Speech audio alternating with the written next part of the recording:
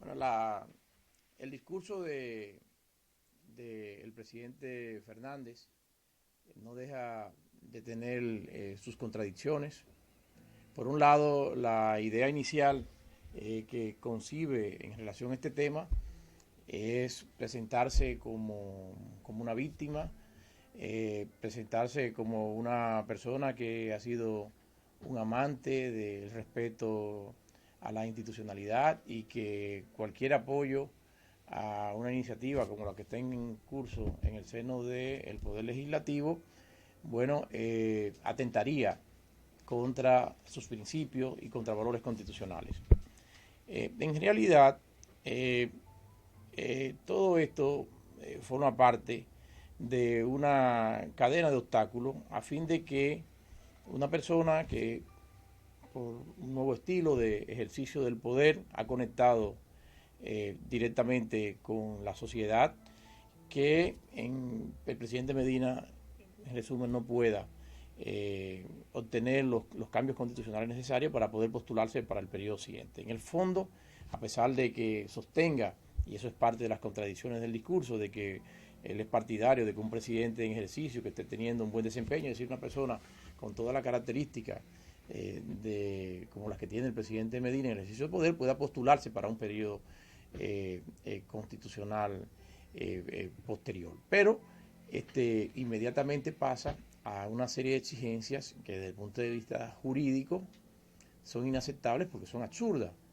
Es decir, hablar de que se requieren unas mayorías calificadas para la ley que declara la necesidad de la reforma, hablar de que, sin que esté previsto taxativamente en la Constitución, de que se requiera también un referéndum aprobatorio para la decisión de la Asamblea Nacional en función revisora de la misma, bueno, pues lo que procura es decirle, mire, estamos a la ley de menos de 12 meses de las elecciones, no hay tiempo y el costo económico de esto es muy alto. Así que yo quisiera, pero esto materialmente no es posible. Y si a ello sumamos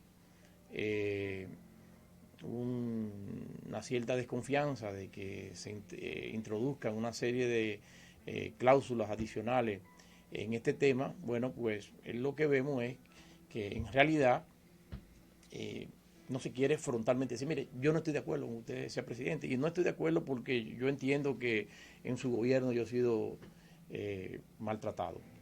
Cuestión que obviamente no compartimos, porque yo pienso que el expresidente Fernández, por parte de la administración del presidente Medina, ha sido objeto de un total respeto como lo merece, no solamente su condición de uno de los líderes fundamentales del partido de gobierno, sino su condición de un expresidente de la República. Desde su punto de vista, él ha sido coherente con esta postura.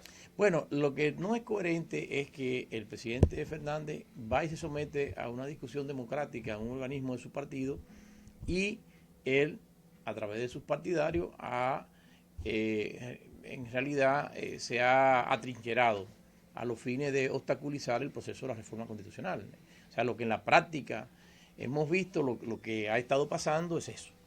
Forzado por las circunstancias, él ha tenido que exteriorizar estas razones y querer dar una justificación. Pero lo que está pasando es que una decisión democrática tomada dentro de una deliberación en el seno de su partido en la que él participaba, de un comité que él preside, bueno, luego de la decisión, entonces él considera que se estaría atentando contra valores fundamentales cuando pura y simplemente legisladores de su partido lo que han hecho es, bueno, pues activar el mecanismo decidido por la dirección política de su partido. Es decir, que hay de malo en que se presente una iniciativa de reforma constitucional, un proyecto de ley para declarar la necesidad de la reforma, en que contraviene desde el punto de vista legal y constitucional la Constitución. Entonces él habla de que se necesita una ley orgánica. Mira, ciertamente el proyecto de Constitución que remitió el presidente Fernández a la Cámara establecía, y era una modificación al régimen de la Constitución que se estaba modificando, establecía, él propuso que fuera la ley que declarara la necesidad de la reforma estuviera aprobada por una mayoría agravada, por las 2/3 partes. Ciertamente estaba así. De hecho, en la primera lectura del texto que resultó como la Constitución del año 2010 se aprobó de esa manera. Pero en la segunda lectura eso fue dejado sin efecto por recomendación de la Comisión interna del Congreso que trabajaba en el perfeccionamiento de la misma. Es decir, que estaba, pero quedó sin efecto. Entonces, el texto que mantuvo la Constitución del año 2010, la Constitución del año 2010 en nada innova respecto del texto anterior, que es el mismo texto que figuraba en la Constitución del año 66, en la Constitución del año 94 y en la Constitución del año 2002. Es decir, una ley. Si usted toma todos los comentarios durante toda la vida, bueno, esa ley ha sido una ley ordinaria que no requiere unas mayorías cualificadas. ¿Quiere eso decir que no se requiere una mayoría cualificada para la reforma constitucional en sí? Claro, para la reforma constitucional en sí la Constitución es muy clara. La Asamblea Nacional Revisora necesita las 2/3 partes para poder aprobar la propuesta de reforma que hace esta ley. Porque esta ley, que se quiere decir que es una ley orgánica, las leyes orgánicas son leyes que vienen a desarrollar el texto de la Constitución, vienen en cierta forma a completar el texto de la Constitución. Esta ley es una ley muy particular, se le llama ley porque se utiliza esa terminología, pero en el concepto tradicional de la ley como disposición de alcance general e impersonal, con vocación de durabilidad en el tiempo, para nada, porque es una ley que simple y llanamente lo que hace es que habilita, activa el procedimiento constitucional de reforma de la Constitución. Esto entonces podría terminar, desde su punto de vista, en el Tribunal Constitucional. Bueno, todo en un Estado de Derecho, todo está sujeto a controles. Lo que estamos diciendo es que esta ley está siguiendo un trámite normal.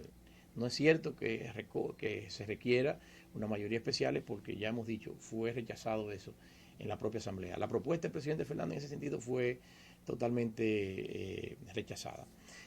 Otros aspectos es el tema del referéndum. ¿No? Hemos explicado en otras ocasiones el mismo tema.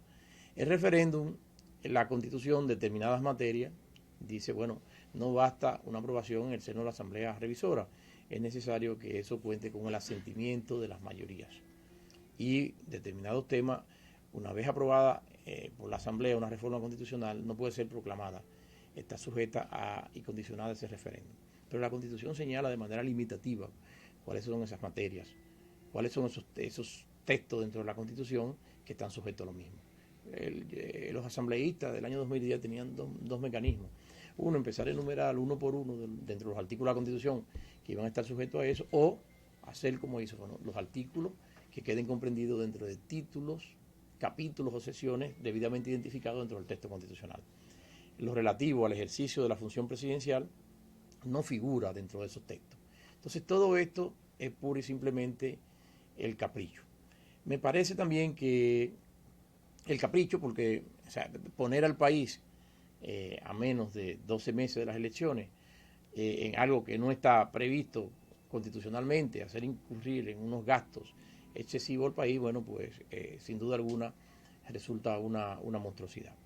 Y otro aspecto que me llamó poderosamente la atención, yo sobre todo que he tenido históricamente unas relaciones de afecto y de amistad personal con el expresidente Fernández, me extrañó, no sé si a título de insinuación o si no entendía por el momento si se estaba refiriendo al presidente Medina respecto de un ejercicio arbitrario, que hay que establecer límites, controlar el poder, porque cuando las cosas, cuando un líder político le está hablando a su nación, tiene que saber que él tiene que hacer sintonía con lo que piensa de ese país. Y realmente uno de los aspectos que le han dado una gran potencialidad al liderazgo del presidente Medina, que es lo que genera que hoy día se pudiera estar hablando. Si el presidente Medina no hubiese hecho una buena gestión de gobierno, no hubiese hecho una conexión extraordinaria con la sociedad, aquí nadie estuviera hablando de reforma constitucional y nadie estuviera hablando de reelección presidencial. Y una de las razones por las que eso pasa es porque el estilo del presidente Medina es totalmente contrario, diferente a esa forma de ejercicio arbitrario, absorbente del poder.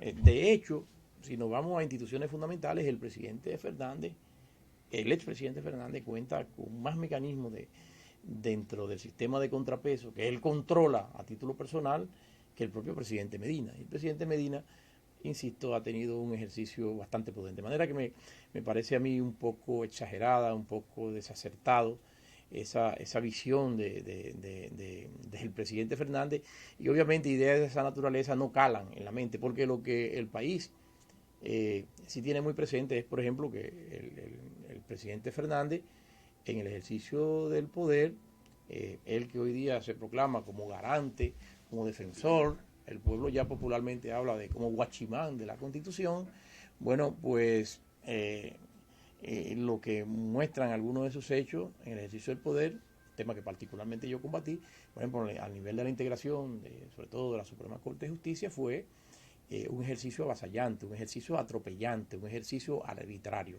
Y pura y simplemente de los magistrados de la Corte Suprema hizo separar a aquellas personas que le habían cuestionado la inobservancia de un procedimiento constitucional, como es en el caso de la aprobación de un empréstito público que no pasó por el seno del Congreso.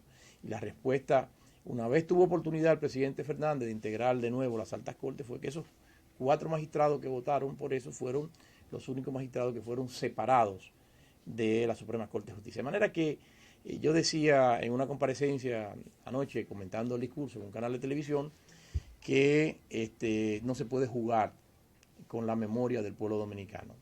Pienso tampoco que es momento de atizar diferencias ni de estar haciendo recriminaciones, pero un líder de la estatura del presidente Fernández tiene que ser muy cuidadoso cuando pretende dejar insinuaciones respecto de una persona que, insistimos, si por algo está discutiéndose la posibilidad de que él pueda ser presentado y repostulado para un próximo periodo presidencial, es por cuestiones totalmente contrarias a las que el presidente Fernández quiere hacer referencia. De manera que lamento muchísimo, siempre recuerdo en momentos como estos una expresión que utilizaba Víctor Hugo en Los Miserables, respecto de que los seres humanos, en los momentos en que tienen que conocer de las realidades dolorosas de la vida, es justo en ese instante donde se le rompen en el cerebro los hilos del pensamiento. Yo lamento mucho que el presidente Fernández se le estén rompiendo un poco la hilación del pensamiento, trayendo estas cuestiones y después entrando en contradicciones sobre lo que es la esencia de lo que es su pensamiento.